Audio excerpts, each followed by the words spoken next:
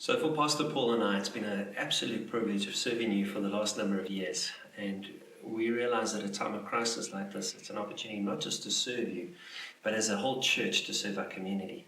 And so we wanted to come for you, come and speak a few ideas that we have as a church, how we can extend it. But maybe, Pastor Paul, the church has made an impact in the past during crises like this. Maybe you want to share something like that. Thanks, Dan, and hi, everybody. It's really great just to check in with you and just to realize that while we're in times of crisis, every crisis has a silver lining in a sense and gives us incredible opportunity to minister to our community and to each other. Historically, if you look back even to the early centuries, Christians stepped up their ministry during times of crisis and sickness. In fact, in the 2nd century, we read about people in the Roman Empire who were throwing out their family and friends into the street because they were sick and leaving them there to die. And Christians stepped in, even at the risk of their own lives. And as a result, Christianity spread in the kingdom absolutely phenomenally. And by the 3rd century, we read that the empire eventually became a Christian empire. It was incredible impact. And we as Christians today, we have a great opportunity to minister in times when people are uncertain about the future, when people are losing their jobs, when people are struggling and they're fearful. And perhaps first we can speak about the community, Dan, and just be reminded what we can do. Do you want to share a few ideas? Yeah, we realize that we're told to have an answer to the hope in which we have, and here's the time to really share that hope.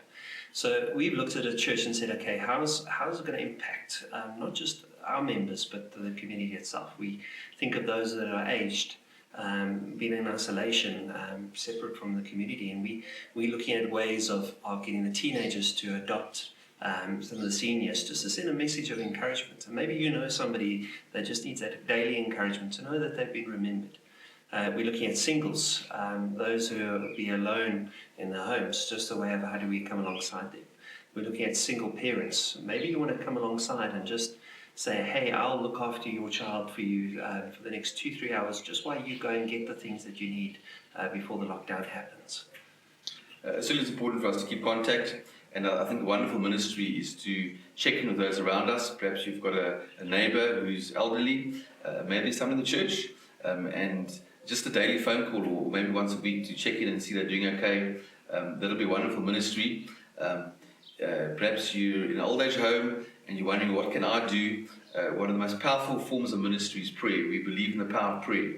And if you remember in the book of James, where James reminds us that the prayer of a righteous man is powerful and effective. And I really want to encourage you at this time to pray for our country, to pray for humanity, to pray that people turn back to the Lord. What a wonderful opportunity you have to seek God's face and to ask that He would turn men and women's hearts back to Himself. And even on that prayer, it's praying for the government, it's praying for the policemen, it's praying for the army, it's praying for the doctors, all of those in the medical field, just through this time. And speaking of that, what we're looking at doing is Coffee for Cops kind of scheme. We would love to present our 2 police stations, Brooklyn and Crossfontaine, with a list of houses that are in the area that cops or the military or the medical personnel could stop and just get a cup of coffee during this time. And if you're interested, it would be lovely to let me know. And I can just put your house as one of the spots that they can just get something like that. We're also looking at animals, realizing the shelters are going to have to shut down. And if you've adopted a dog at a shelter, maybe it's a good time just to say to them, we've already got the clearance, we're willing to foster 1 or 2 of those pets just to do this transition. There's so many other ways to share the gospel, and I don't know if you want to share that. Yes, certainly we're going to continue with our services, and one of the opportunities we have is to just share a link with folk around us, tell them to sign into our Facebook page or YouTube just to share in our service. We're going to be looking at various topics in the next few weeks. One of them will be being ready for the Lord's return and knowing God's will, and it's a wonderful opportunity just to share our faith. Talking of the services, we are going to continue with our services. The next few days we are going to be recording our worship team. They're working hard to get all the sermons done right up to Easter, and they'll be recording in the next few days.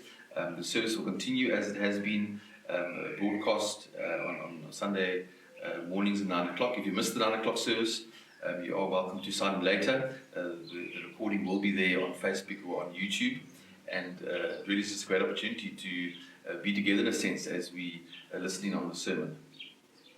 We're also looking at the youth and sustainer care. How do we reach out? And so we'll be doing a devotion, a 21-day devotion. You can sign up on YouVersion, and we'll speak a little bit more at another video about that. We're also looking at a 21-day challenge, ways to serve in the home, ways to have a bit of fun. So we're going to look at that. And then just before the service, we are looking at having Sunday school before the service.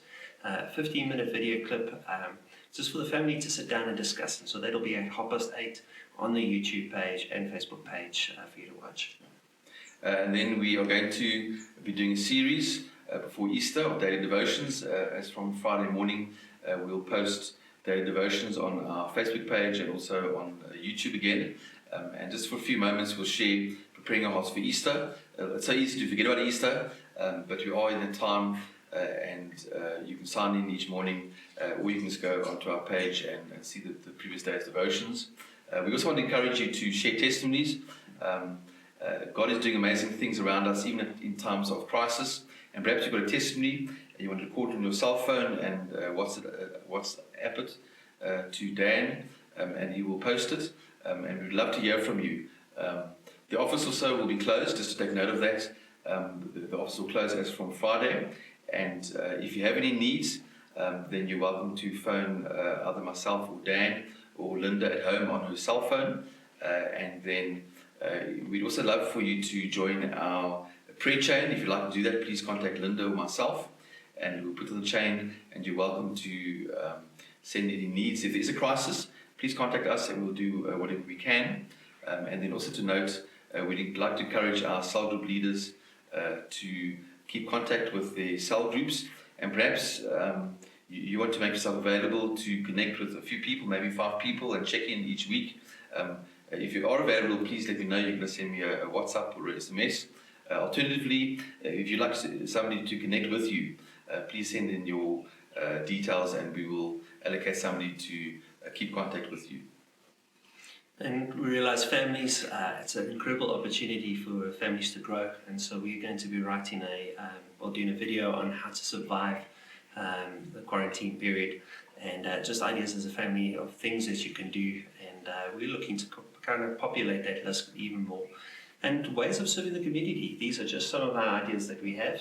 And we'd love to hear more. We'd love to share with the churches as well and say, hey, this is some of the things we're doing. And so please post a comment on this. We will look as a church of serving in that way. And so share your ideas, please.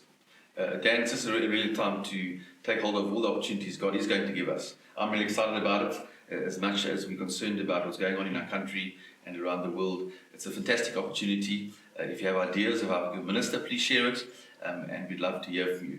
It's really been great just sharing with you, and we trust that the Lord will give you peace at this time. And as we look forward to Easter, let's focus on the Lord Jesus Christ and be reminded that He is sovereign, He's in control, and He can give us absolute peace during this time.